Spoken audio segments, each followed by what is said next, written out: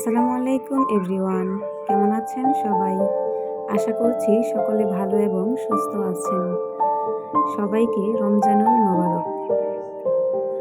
আপনাদের সকলের ভালোবাসায় আজকে আমি ইউটিউবের একজন সদস্য হলাম, আলহামদুলিল্লাহ। আশা করছি সকলে আমার পাশে থাকবেন। তো আমি আজকে আপনাদের সাথে একটি চিকেনের রেসিপি শেয়ার করতে যাচ্ছি। প্রথমে আমি চিকেনের গায়ে হলুদ এবং লবণ দিয়ে 10 মিনিটের মতো ম্যারিনেট করে রেখেছিলাম।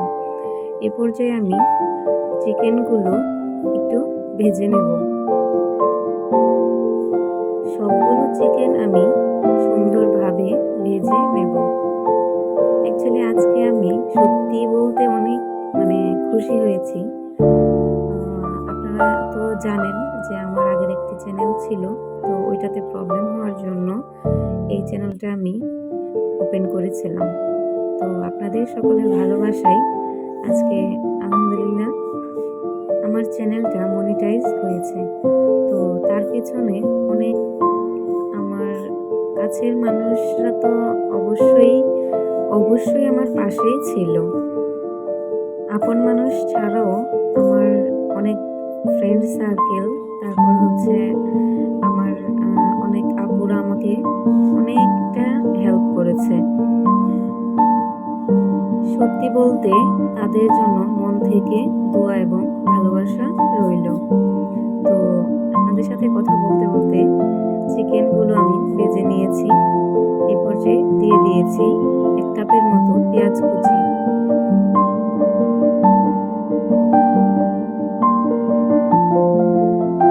পেঁয়াজ কুচিটা যখন একটু সফট হয়ে আসবে, এ পর্যায়ে আমি গরম মশলাগুলো অ্যাড করে দেব। দিয়েছি এখানে 3টি তেজপাতা, 3টি দারুচিনি, 4টি এলাচ এবং 5 থেকে 6টি লবঙ্গ। এগুলো আমি 2 মিনিটের মতো পেঁয়াজের সাথে ফ্রাই করে নেব।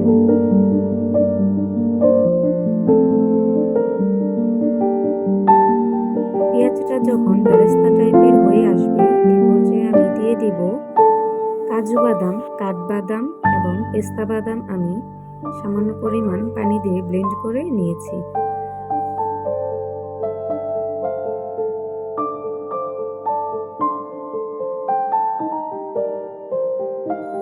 একটু নেড়ে চেড়ে মিশিয়ে এই পর্যায়ে আমি এখানে দিয়ে দেব ফেটিয়ে রাখা 1 কাপ পরিমাণ টক দই।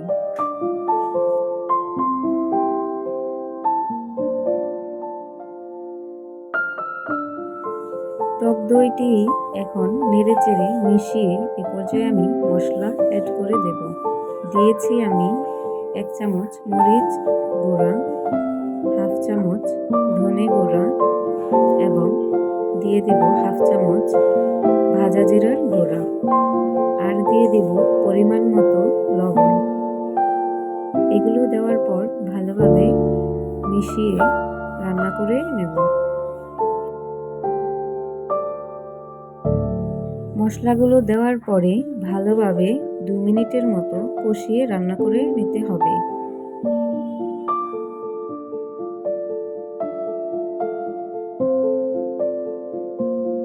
টক দই এবং বাদামের মিশ্রণগুলো যখন 1 মিনিটের মতো কষানো হয়ে যাবে, এ পর্যায়ে আমি দিয়ে দিব 2 টেবিল চামচ আদা ও রসুন পেস্ট।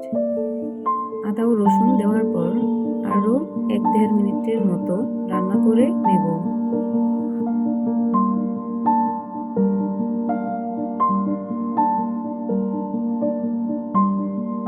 আমি এখানে মশলাগুলো প্রায় 3 থেকে 4 মিনিটের মতো কষিয়ে নিয়েছি। এ পর্যায়ে আমি দিয়ে দেব ভেজে রাখা চিকেনগুলো।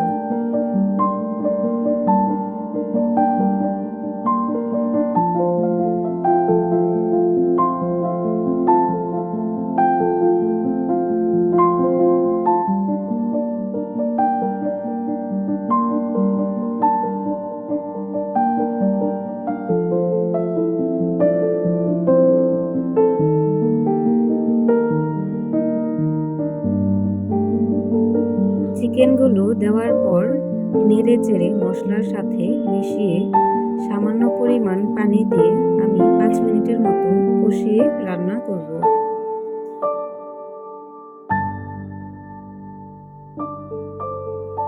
চিকেনের সাথে পানিটা ভালোভাবে মিশিয়ে এ পর্যায়ে ঢাকনা দিয়ে ঢেকে 5 মিনিট রান্না করে নেব।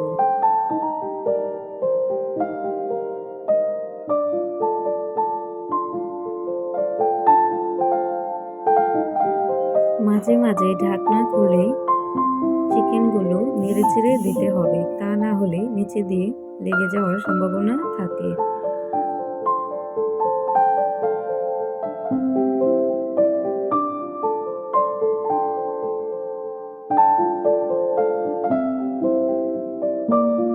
চিকেনগুলো যখন কষানো হয়ে যাবে এ পর্যায়ে আমি দিয়ে দিব আগে থেকে জাল করে রাখা 2 কাপ পরিমাণ গরুর দুধ। দুধটা দেওয়ার পর নেড়েচেড়ে মিশিয়ে নেব।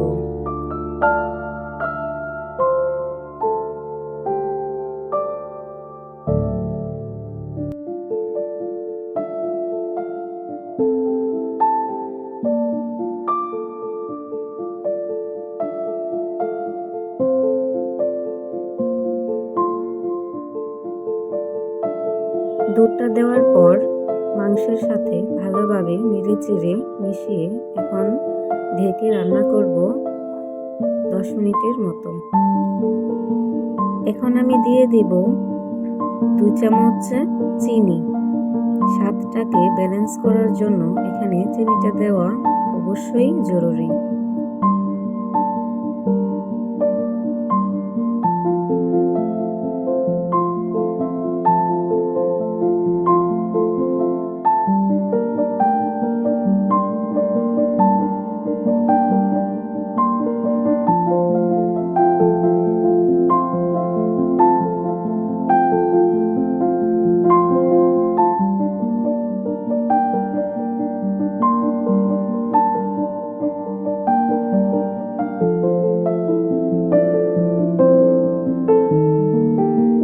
চিকেনের ঝোলটা যখন প্রায় শুকিয়ে আসবে এই পর্যায়ে আমি দিয়ে দিব 4টে কাঁচামরিচ।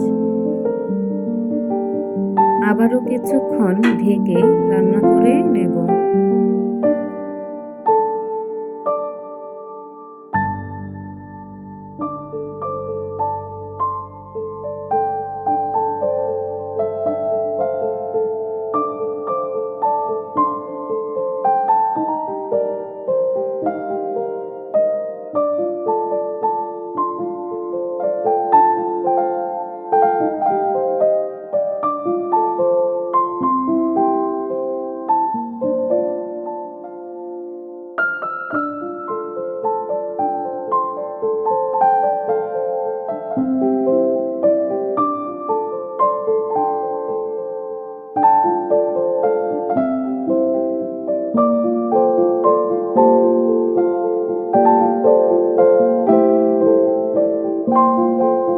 ঝোলটা যখন চিকেনের গায়ে মাখা মাখা হয়ে আসবে এ পর্যায়ে আমি চুলা অফ করে দমে রেখে দেব 10 মিনিট।